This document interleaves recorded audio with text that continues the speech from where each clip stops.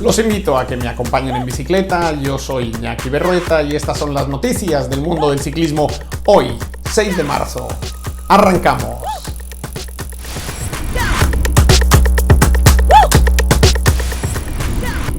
Y lo hacemos con la etapa número 4 de la París-Niza. Hoy un terreno sumamente quebrado con hasta 7 ascensiones de segunda, tercera y primera categoría, con final en alto, 183 kilómetros, los que ayer no salieron beneficiados en la contrarreloj por equipos de Auxerre, hoy tienen la primera oportunidad de enjugar esas diferencias. Vamos a ver qué fue lo que sucedió a lo largo de la etapa y cómo han quedado las clasificaciones, tanto de la misma como de la general.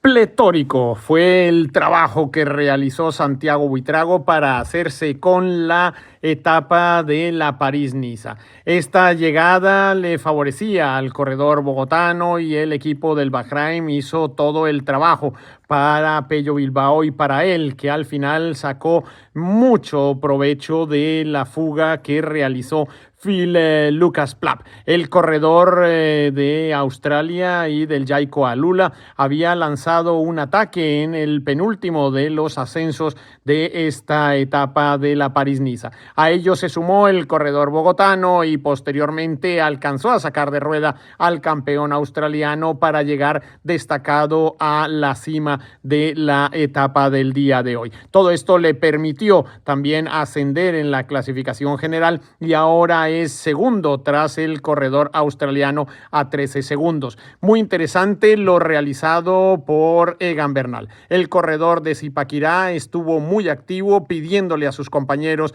del equipo Ineos que lo mantuvieron en cabeza del grupo de los favoritos. Allí estaba también Remco Evenepoel, estaba también el corredor del Bora, que no es otro que Primož Roglič, que está ahora peor que muchos de los corredores latinoamericanos que están por encima de él en la clasificación general.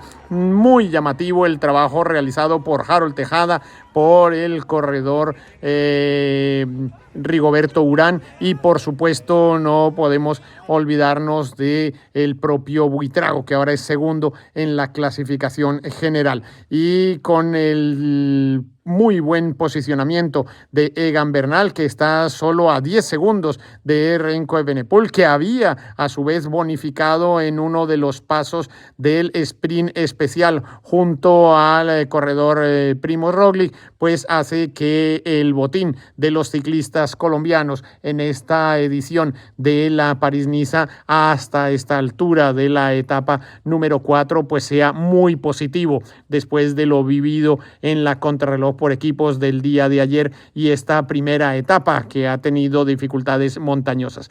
Así que un gran resumen para lo que fue esta llegada en el día de hoy. A partir de mañana pues tendremos una etapa en la que tendrá que cuidarse mucho el posicionamiento de cada uno de los líderes de los equipos para no recibir ninguna sorpresa, pero está claro que la lucha que están llevando a cabo Remco Evenepoel, el corredor de Zipaquirá y de Ineos, Egan Bernal, y posteriormente, porque la clasificación así lo dice, Primož Roglič, puede saltar chispas a lo largo de los próximos días cuando el domingo se acabe esta París-Niza, precisamente en el Paseo de los Ingleses, que es donde habitualmente termina esta competición. Vamos a ver qué nos depara, porque la verdad es que hoy es un día de celebración y felicidad para el ciclismo colombiano.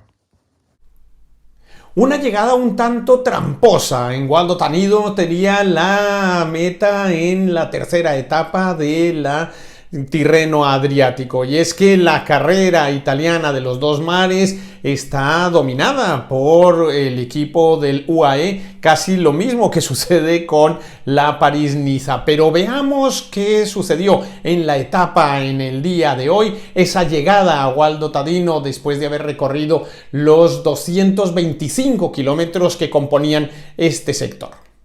En un accidentado final en la llegada a Waldo Tadino y tras haber recorrido los 225 kilómetros de la etapa más larga de esta edición del Tirreno Adriático, Phil Bauhaus, el corredor del Bahrain Victorious, se ha hecho con la etapa. Detrás ha llegado el italiano Milan del Trek, que estuvo luchando por hacerse también con esta etapa. Al final, Jasper Philipsen, que se vio perjudicado por una caída, no pudo disputar el sprint. Muy interesante lo que habían realizado como control de carrera los corredores del Alpecin. El Bora también intentaba ejercer control, ya que tenía 3 corredores que tenían algún tipo de opción para llegar a la línea de meta. El Education First fue el que más se arriesgó en la última de las subidas de esta etapa, con Richard Carapaz tirando del pelotón. Al final, la clasificación general sigue siendo liderada por Juan Ayuso. En principio sigue como segundo Filippo Ganna y tercero el corredor Jonathan Milan del líder Trek. Estas clasificaciones podrían sufrir algún tipo de modificación a lo largo de las horas, porque los jueces siguen estudiando cómo se afectó a cada uno de los corredores en la caída a falta de pocos metros para la línea de meta.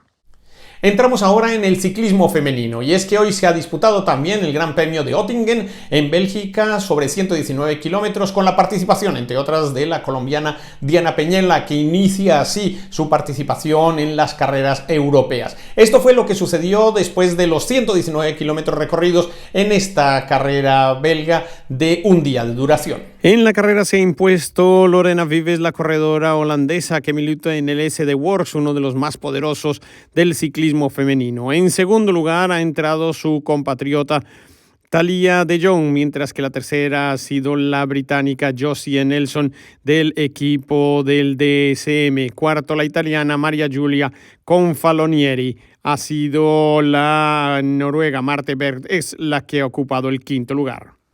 También se ha corrido el Gran Premio Presidente, también es una carrera femenina que se disputa en El Salvador. Estaremos dándoles información sobre los resultados en el informativo de mañana. Precisamente para mañana tenemos nuevamente muchos atractivos que pasan por la etapa número 5 de la París-Niza, otra vez una carrera con muchos quiebres en su recorrido, es decir, estamos en la etapa número 5 y ya las cosas empiezan a tomar forma. También tenemos una etapa muy exigente en la 4 de la Tirreno Adriático, una etapa plana en el Gran Premio de Istria, el trofeo de Istria, que comienza también mañana, esta carrera que se disputa en Croacia, que tiene muchos atractivos y con muchos corredores latinoamericanos que les estaremos reseñando, entre ellos algunos colombianos, ecuatorianos y mexicanos a través del Petrolite, que participarán en esta carrera croata. De esto les estaremos dando información sobre los resultados mañana. Y por supuesto la etapa número 2 en línea del trofeo Ponente en Rosa de categoría femenina, que se disputa en Italia. Todo eso lo estaremos contando en nuestro informativo de mañana. De momento les pedimos un permiso.